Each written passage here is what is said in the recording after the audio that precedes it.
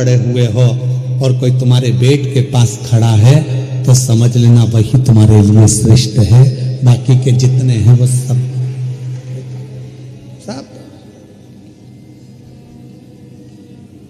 श्रेष्ठ वही है। कौन कौन है परिवार में? तो कहा मेरे 4 मामा जी हैं, 3 मौसी जी हैं, मेरा 4 बेटे हैं, 4 बहुएं हैं, मेरी लड़की दामाद 3 है, 3 मेरी बेटी हैं, 3 दामाद हैं, दामाद के बच्चे हैं, मेरा देवर है, देवरानी है, जेठ है, जेठानी है, और मालूम पड़ा शरीर में कष्ट आ गया, रोग आ गया, हॉस्पिटल में पड़े हो, और हॉस्पिटल में पड़े हो और मालूम पड़ा एक दिन भी अगर परिवार वाले तुम्हारे बेड के पास आकर खड़े नहीं हुए, तुम्हारे दरवाजे पर आकर खड़े नहीं हुए, तो वो रिश्तेदार किस काम के? और कोई दूसरा हॉस्पिटल में बीमार व्यक्ति अपने मरीज को देख रहा था और साथ में तुम्हारी भी देखभाल कर रहा है, तो उससे बड़ा दुनिया में कोई नहीं हो सकता। वो बेड के पास खड़े होकर तुमको परिवार इतना बड़ा, घर इतना बड़ा, कुटुंब इतना बड़ा, रिश्ते इतने सारे, पर गेट पर, बेड पर और डेट मतलब तारीख, कहीं कचहरी में तारीख चलती है, कहीं कोर्ट में तारीख चलती है, कहीं दुख की तारीख होती है, कहीं तकलीफ की तारीख होती है। परिवार वालों से कहा हमारे ऊपर ये ऐसे तकलीफ है, अपन उस तारीख को वहां चलेंगे, तुम हमारे साथ चलना, अपन उस तारीख को वहां चलेंगे, तुम हमारे साथ चलना। कोई उस डेट में खड़ा नहीं होता तो रिश्ते नाते कुटुंब कबीले किस काम के, परिवार किस काम के? गेट, बेड और डेट, ये 3 ऐसे हैं। दुख के समय पर, तकलीफ के समय पर कोई यदि आपके साथ दरवाजे पर खड़ा है, बीमारी के समय पर कोई आपके पलंग के पास खड़ा है और कोई तारीख पर आपके साथ खड़ा है, तो समझ लेना कि आपका अपना है, आपका कष्ट है, आपका वो कोई दूसरा नहीं है, वो श्रेष्ठ है, वो श्रेष्ठ है।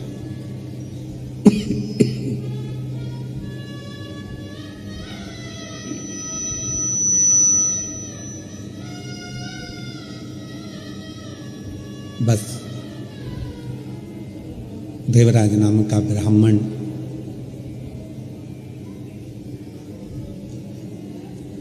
अंतिम सांसें गिन रहा है, कोई साथ देने वाला नहीं है, पर माँ ने जो 1 लोटा जल चढ़ाया था उसका पुण्य उस बेटे को शंकर के मंदिर तक लेकर गया। वो पुण्य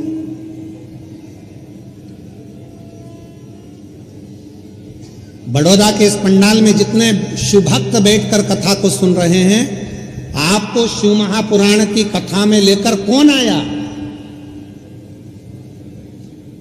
कौन तुमको यहां लेकर आया? आपका पुण्य, जो आपने 1 लोटा जल शंकर के मंदिर में चढ़ाया था, वो पुण्य आपको यहां, आपका पुण्य।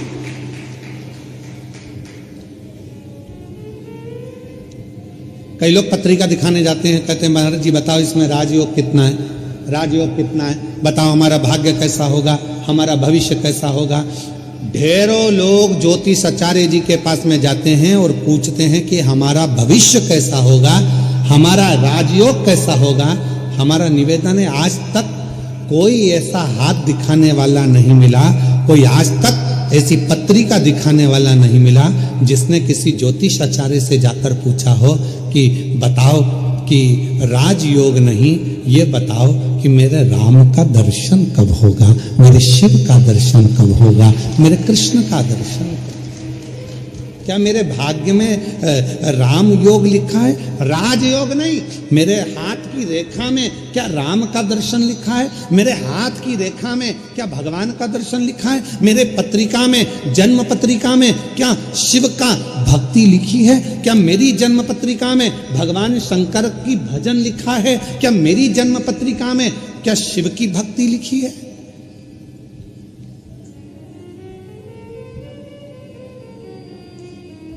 ये यजमान जी जो बने हैं, चंद्रपाल जी, कहाँ बैठे हैं? खड़े हो जरा।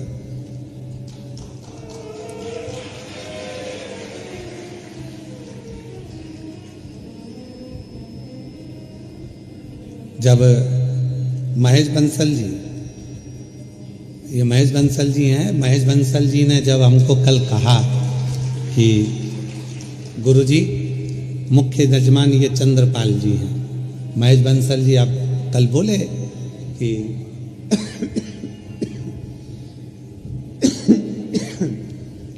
कि मुख्य यजमान चंद्रपाल जी हैं।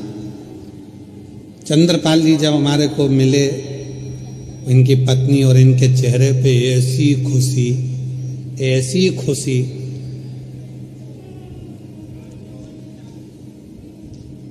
शॉल की ट्रे रखी थी बाजू में, वो भी ध्यान में नहीं, पानी का लोटा ध्यान में नहीं, थाली ध्यान में नहीं, और जब हाथ में तिलक लगा रहे थे तो हाथ भी इनका थर थर थर थर थर थर थर थर कांप रहा था। आज हमको कल बंसल जी, इनको देखकर ऐसा लगा जैसे शबरी के दरवाजे पर राम जी आए थे, तो शबरी भी अपनी सुध खो बैठी थी, वो सुध खो। पर बंसल जी आपको भी मैं धन्यवाद दूंगा, आप बोल हीरा के परखैया हो पक्का। जिन जजमान के यहाँ हमारे को ठहराया, अग्रवाल जी के यहाँ जयदेव जी उनके पुत्र हैं जिनके हम ठहरे, उनका भी इतना सरल भाव है, इतना सरल भाव। क्या नाम है उनका जिनके हम ठहरे हैं, उनका नाम स्मरण में नहीं है हमको, अग्रवाल जी का, तो वो आप ही हैं। अच्छा, साधुता है आपको बहुत बहुत। इतनी सरलता के साथ में हम जैसे चाहते हैं कि हम जहाँ रुके वहाँ हम केवल भजन करें, इसके सिवाय कोई हमको परेशान ना करे, ना हमसे कोई पूछे, ना हमसे ये भी मत पूछो कि तुम खाना खाए, भोजन करे कि ना करे, पानी पिए कि नहीं पिए, दूध प्रसाद लिया कि नहीं लिया। हम तो हमारा भक्ति महाराज जी, केवल शिव जी का अभिषेक, शालिग्राम जी का अभिषेक, ठाकुर जी की सेवा और श्री शिवाय नमस्ते। तो मैं इनको भी धन्यवाद दूंगा, आपने ऐसी जगह ठहराया कि जहाँ उनकी बहू बच्चे कोई नहीं, केवल कुछ कोई पूछे ना, केवल उनको मालूम है गुरु जी अपनी भक्ति में लगे हैं, भोजन प्रसाद बना देना, ठाकुर जी की सेवा में पहुंचा देना। अग्रवाल जी आपको भी बहुत बहुत धन्यवाद देता हूँ इस चीज के लिए। साधु विराजी बहुत बहुत शिव तत्व इसी को कहते हैं।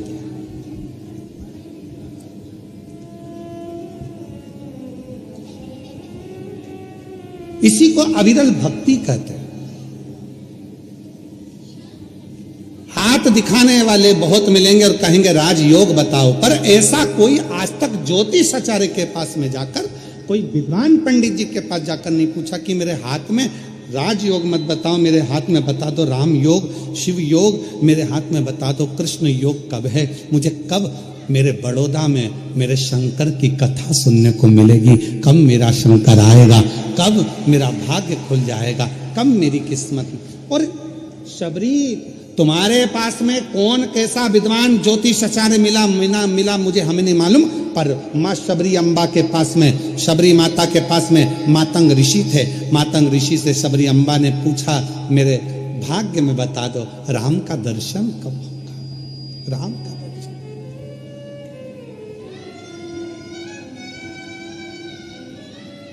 शबरी चाहती तो मातंग ऋषि से कह सकती थी कि मेरी 4 मंजिल का भवन कब बनेगा, गाड़ी कब आएगी, बंगला कब आएगा, राज्य योग कब बनेगा, पर शबरी ने यह कुछ नहीं मांगा। शबरी ने तो केवल इतना कहा कि मेरे ऊपर कृपा कर कर बता दो कि मुझे राम का दर्शन कब होगा।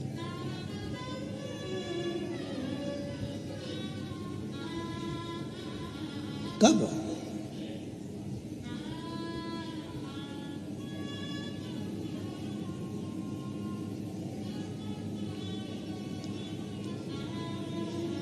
कब मुझे दर्शन हो, कब मैं मिलूं।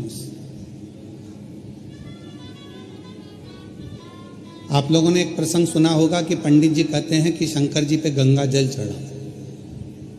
अरे बोलो तो जम के, सुना है कि नहीं सुना? कई पंडित जी कहते हैं पूजन करने बैठे हो गंगा का जल लाओ शंकर पे चढ़ाएंगे, गंगा जल लाओ शिव जी पे चढ़ाएंगे। कभी आपके मन में आया कि पंडित जी ने कहा कि गंगा का जल शिव जी को चढ़ाना है, गंगा का जल शंकर भगवान को चढ़ाना है। कभी विचार करा कि आपने पंडित जी से कहा, पंडित जी आप कह रहे हो कि गंगा का जल शिव जी को चढ़ाना है, पर गंगा तो शंकर भगवान के मस्तक पर बैठी हुई है, तो उनका जल उन्हीं को चढ़ाएंगे, यह कहाँ की रीति है? आप बोलो कि साधारण जल लिया, कुएं का जल लिया, बावड़ी का जल लिया, जाओ ये जल लेकर आओ शंकर भगवान को, पर आप कह रहे हो गंगा का जल चढ़ाएंगे। ये रीति कहाँ से आई? क्योंकि गंगा मैया जब शंकर भगवान की जटा में आकर बैठ गई, चारों तरफ से जटा बंद गई, गंगा अंदर रह गई, और रहने के बाद गंगा बाहर निकलने के लिए घूम रही है उसी जटा के अंदर। भागीरथ बाबा हाथ जोड़कर कहते हैं, भोले बाबा मेरे पूर्वजों के उद्धार के लिए गंगा को तो बाहर निकाल दो, वो तो पूरी की पूरी आप में समाहित हो गई। तब शंकर भगवान ने कहा, कौन कह रहा है कि गंगा को निकालना है? भागीरथ जी कहते हैं, मेरे पूर्वजों के लिए गंगा को निकाल दो, मैं गंगा को निकालने को तैयार हूं। गंगा तैयार है? गंगा कहती है, मैं भागीरथ जी के पूर्वजों के उद्धार के लिए कलकल कर कर बहना चालू करती हूं, और ऐसी दौड़ लगाऊंगी कि भागीरथ बाबा के 60,000 काकाओं के उद्धार को मैं अभी की अभी कर दूंगी। शिव जी कहने लगे, तेरी दौड़ में तुम मुझे दर्शन नहीं कर पाएगी, मुझसे नहीं मिल पाएगी। गंगा जी कहती हैं, मैं आपका दर्शन भी करूंगी और मिलूंगी भी। और गंगा को भगवान शंकर ने अपनी जटा से निकाला। बहती हुई गंगा भागीरथ बाबा के यहाँ 60,000 काकाओं के उद्धार के लिए पहुंच गई।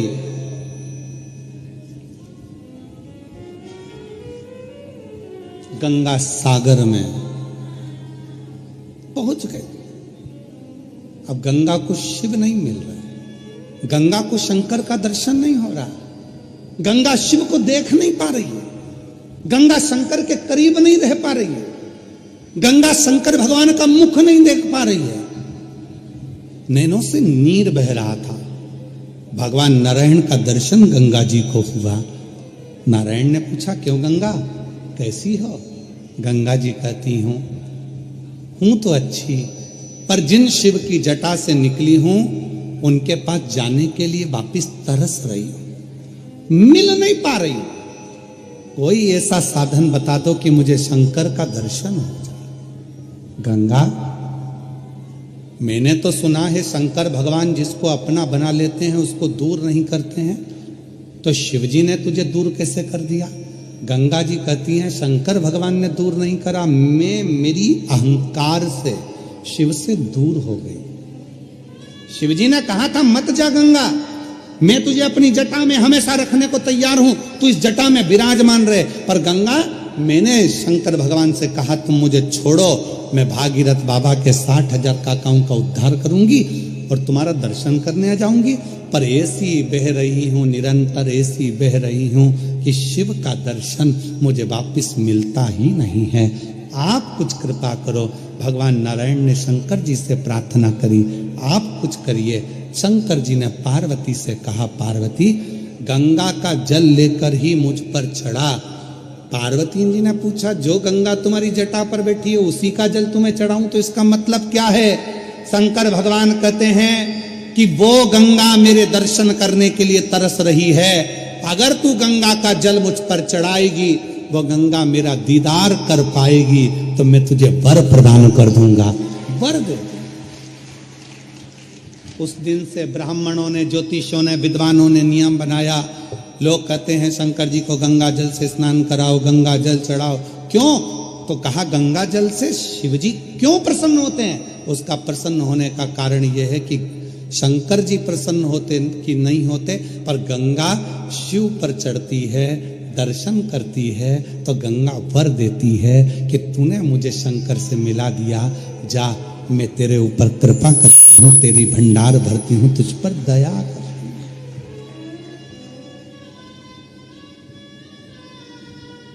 कृपा करती हूँ, मैं तुझ पर दया करती हूँ। और मिलाने वाला कितना श्रेष्ठ होता है, आप सबको मालूम है। मिलाने वाला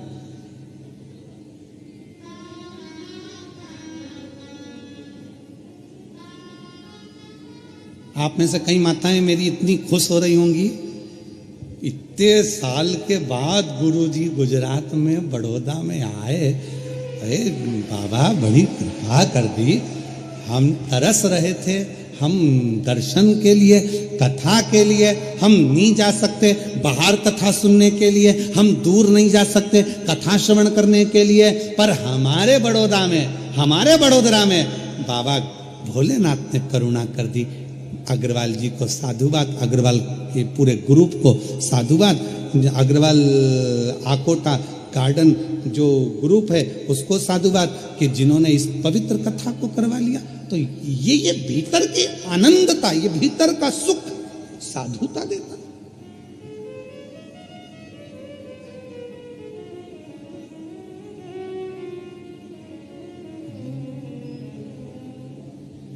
और मैं हूं प्रेम रोगी, मेरी दवा तो करा, जाओ जाओ जाओ किसी वेद को बुलाओ, मैं हूं प्रेम। और इसी भजन को, इसी गीत को, फिल्म के इस गीत को हमने शिव पर गाने का स्मरण किया। मैं हूं शिव रोगी, मेरी दवा।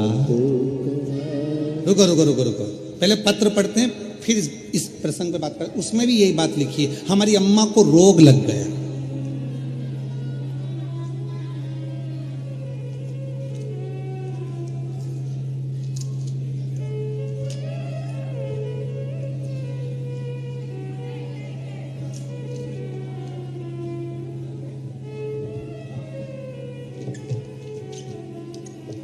इन्हीं ने लिखा है, ये जो गीता दीदी आई थी, गीता बहन बड़ौदा से, इन्हीं ने लाइन लिखी है, जरा पढ़िएगा आप भी हमारे साथ में। सब पढ़ना, जितने आस्था चैनल पर बेबी और जो एलईडी के सामने देख रहे हैं वो भी पढ़ना। इस लाइन को दिखाइए, थोड़ा बड़ा कर कर, थोड़ा बड़ा कर कर दिखाना। गुरु जी सबको चरस गांजा का नशा चढ़ता है और मेरी मम्मी को शिव महापुराण का नशा चढ़ा।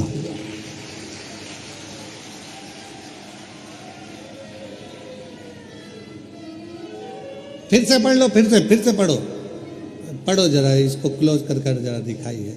गुरु जी सबको चरस गांजा का नशा चढ़ता है और मेरी मम्मी को शिव महापुराण कथा का नशा चढ़ गया।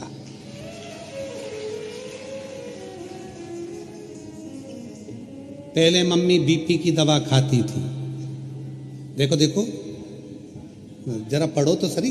पहले मम्मी बीपी शुगर की दवाई के बिना चल नहीं सकती थी, आज मेरी मम्मी बीपी और शुगर सबकी दवाई बंद हो गई, शिव महापुराण की दवाई चालू।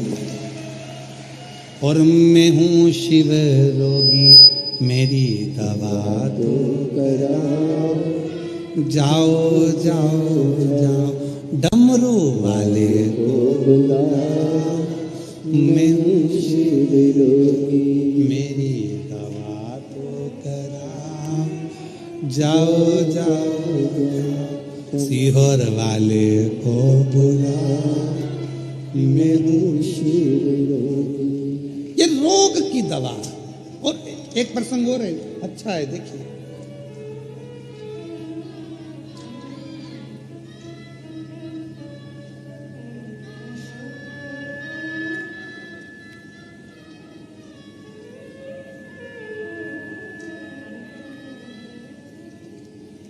गुरुजी मेरा प्रणाम, मेरा नाम शारदा पटेल है, मैं बड़ौदा से आई हूँ। शारदा पटेल कहीं बैठी हो तो हाथ हिला सकती हैं, बड़ौदा से हैं। और मेरा मोबाइल नंबर ये है गुरुजी, 2021 से कहीं बैठी हो शारदा जी पटेल तो हाथ हिला सकती हैं, आप ही हैं, आ जाइए, आ जाओ एक बेलपत्र।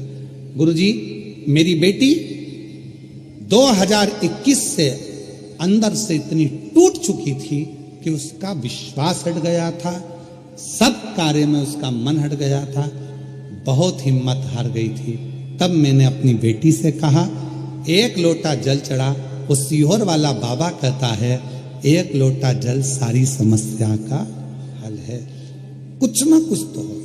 मेरी बेटी कहती है क्या शंकर पर जल चढ़ाने से मेरे दुख समाप्त हो जाएंगे? क्यों नहीं। जब बाबा पत्र पढ़ता है तो बाबा के सामने जो पत्र आते हैं उसमें भी तो दुख कटता है। तू भी आस लगाकर जल तो चढ़ा। गुरुदेव, मेरी बेटी ने कहा जब तू इतनी बड़ी बात कहती है माँ, तो पहले सीहोर जाऊंगी, रुद्राक्ष लाऊंगी। सीहोर गई, रुद्राक्ष लाई। रुद्राक्ष को मेरी बेटी ने अपने गले में पहना, और जो मेरी बेटी ने अपने गले में धारण करा उसमें इतना बल आ गया कि जो जो कार्य करती है मेरी बेटी के सारे कार्य सफल होना प्रारंभ हो गए। आज मैं बाबा को प्रणाम करने, एक लाइन लिखी है, आप भी पढ़ो और उसको गुनगुनाओ। बहुत अच्छी लाइन है जो हम भी गुनगुनाते रहते कि लुटा दिया भंडार काशी और कर दिया माल काशी। क्या नहीं देता शिव शंकर, क्या नहीं प्रदान कर सकता? सर्वस्वता दे देता है, सर्वस्व। जो जैसी भावना लाया वो वैसा ही फल पाया। आप जिस भावना से आए हो, आप जिस विचार से आए हो, आप जिस शुद्ध भाव से आए हो, वो आपके ऊपर निर्भर करता है। इसीलिए शिव महापुराण की कथा कहती है, कथा सुनने आना। हमको मालूम है कि पंडाल में जगह नहीं मिलने वाली, हो सकता है ट्रैफिक में फंसोगे, थोड़ा लेट होगे, थोड़ा देर होगा, समय लगेगा, तो अपने साथ एक छाता, पानी की 2 बाटल लाए हो। सब लोग जम के बोलो जरा,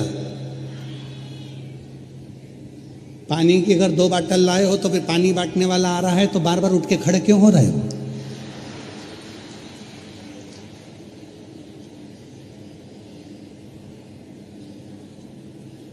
तुम टेंट के अंदर बैठे हो पंडाल में, पानी बांटने वाले से हाथ जोड़कर कहो, धूप में बैठे हैं बहुत लोग, हजारों लोग धूप में बैठे हैं, एक काम करो, ये पानी की बाटल हमें नहीं, वो धूप में जो बैठे हैं, छाता भी नहीं लगा पाए हैं, उनको ले जाकर बांटो, उनको दो।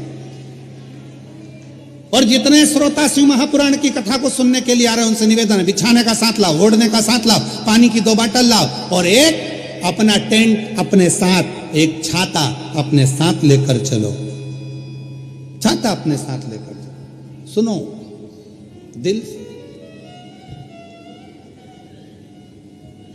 और जितने बड़ौदा के श्रोता हैं जो सुनने वाले हैं उनसे निवेदन है, जब कथा में आओ तो अपनी अड़ोसन पड़ोसन और पीछे वाली धड़ोसन के लिए थोड़ा थोड़ा थेपला,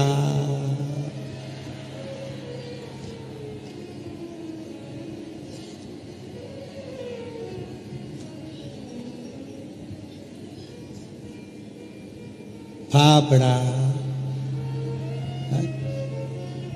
जो भी तुम घर में बनाती हो भोजन आदि को थोड़ा अपने शिव भक्तों का मुख झूठा कराने के लिए अवश्य लेकर चलो। कहते हैं शिव महापुराण की कथा में केवल श्रोता नहीं आते, शिव महापुराण की कथा में 33 कोटि देवता सुनने के लिए आते हैं। उनका मुख झूठा, उसका फल है, उसका फल।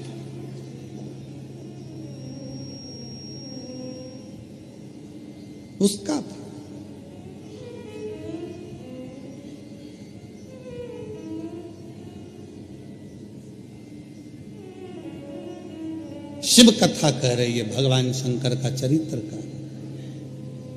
पूछो भगवान, ये मेरे हाथ में राजयोग भले ना हो पर शिव योग होना चाहिए। मुझे शंकर का दर्शन चाहिए, मुझे राम का दर्शन चाहिए, मुझे कृष्ण का दर्शन चाहिए। बताओ मेरे भाग्य में है कि मेरी किस्मत में है?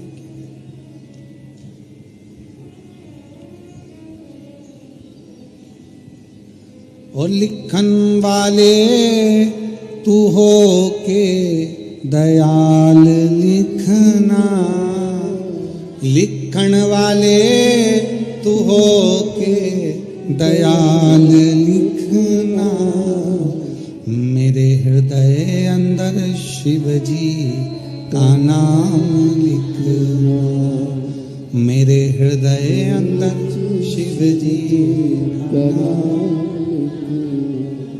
माँ जब अपने बच्चे के हाथ में कलम पकड़ाती है पेंसिल पकड़ाती है, पेन पकड़ाती है, कॉपी देती है, लिखो लिखो।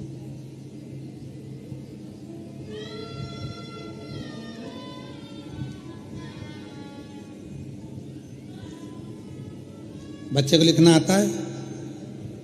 पहली बार जम के बोलो जरा, सबसे पहली बार बच्चे के हाथ में माँ ने कलम पकड़ा या पेन पकड़ा है, बच्चे को लिखना आता है? नहीं। पेन पकड़कर क्या करता है? सीधी सीधी रेखा खींचता है, लाइन खींचता है, सीधी सीधी। उसको लिखना नहीं आता। फिर क्या होता है? जब वो लाइन खींचना चालू होता है तो माँ उसका हाथ पकड़ती है, फिर उसी लाइन पर माँ उससे अक्षर लिखवाती है। बोलो सही है कि गलत है? माँ हाथ पकड़ी, बच्चे को कॉपी दे दी, पेन दे दिया, उसने तो लाइन खींचना प्रारंभ करे, उसने लाइन खींची।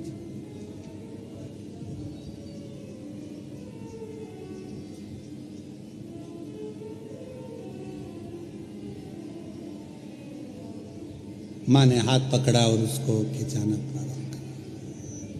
यही शिव पुराण कहती है। शंकर के मंदिर में जाकर शिव जी को जल चढ़ाकर जब कोई चंदन की 3 लाइन भगवान शंकर के शिवलिंग पर खींचता है, शंकर उसका हाथ पकड़कर उसका भाग्य लिखना प्रारंभ कर देते हैं। शिव भाग्य।